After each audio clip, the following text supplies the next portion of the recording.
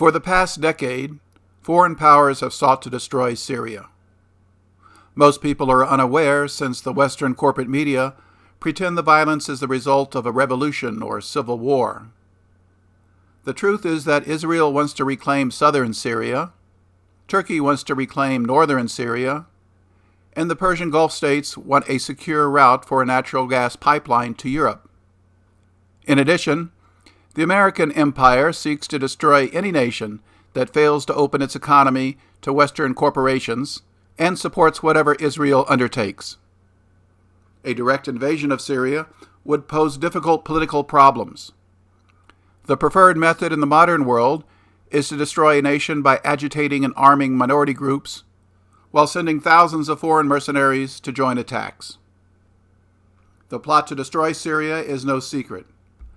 Former American four-star General Wesley Clark appeared on a 2007 PBS News show where he revealed that he visited the Pentagon a few days after 9/11. A general who once worked for him was upset and told him, quote, "This is a memo that describes how we're going to take out 7 countries in 5 years, starting with Iraq, and then Syria, Lebanon, Libya, Somalia, Sudan, and finishing off Iran." This is the Yinon plan to allow Israel to dominate the Middle East and expand its borders. Details are linked below. One objective is the destruction of Syria to allow Israel to reclaim more biblical land.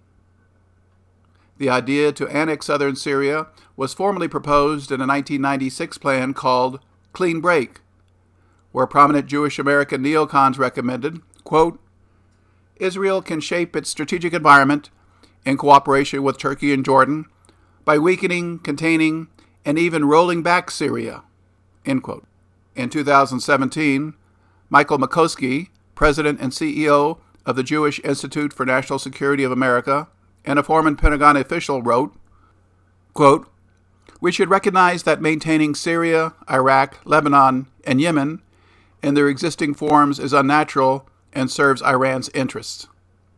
There is nothing sacred about these countries' borders, which seem to have been drawn by a drunk and blindfolded cartographer.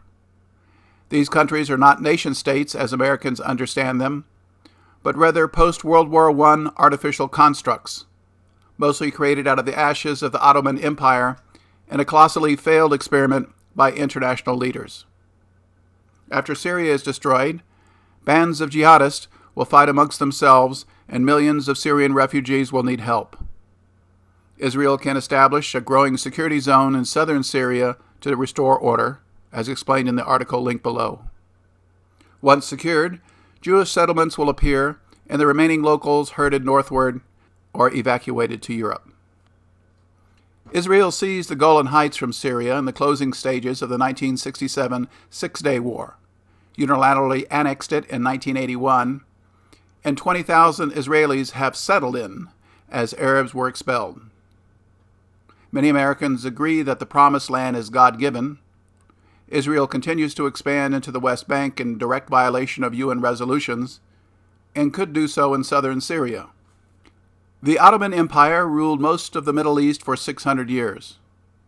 It consisted of many ethnic groups, but leaders were mostly Turks.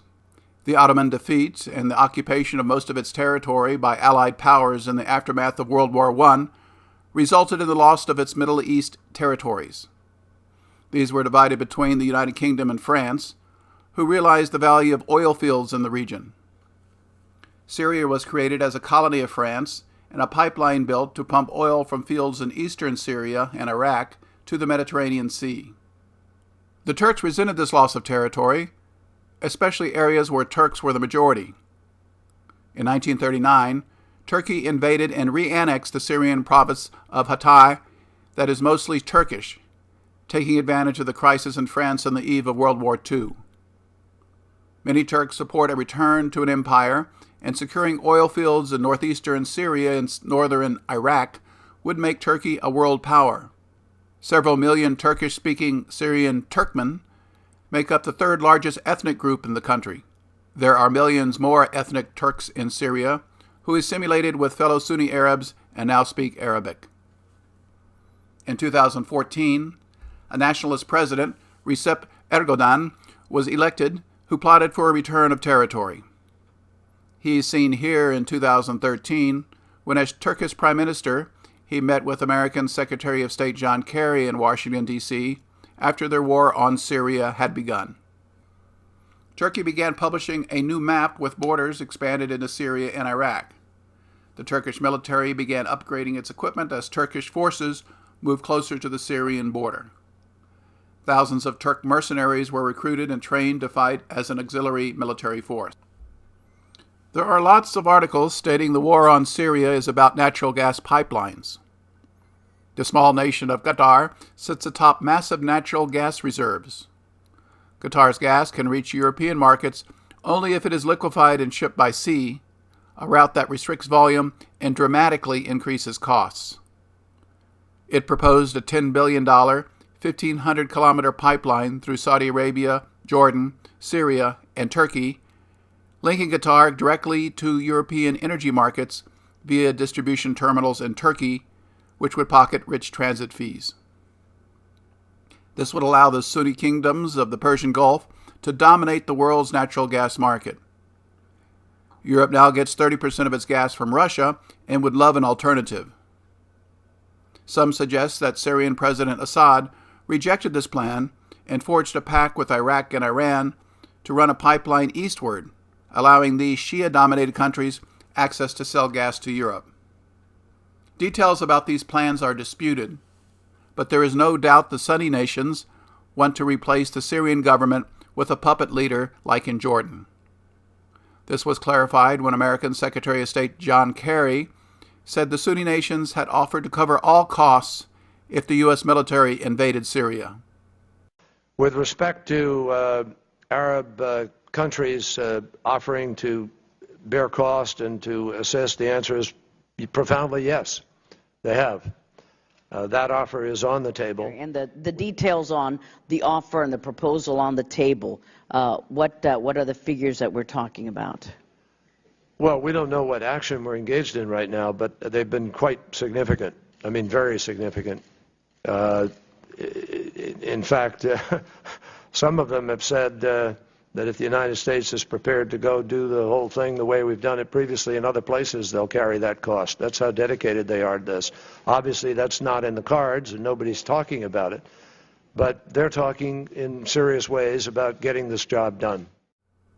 Pipelines are obviously an issue, and Kerry's statement leaves no doubt that Saudi Arabia and the Persian Gulf states helped fund a secret war in Syria. This 1922 French colonial map provides a rough depiction of the planned division of Syria.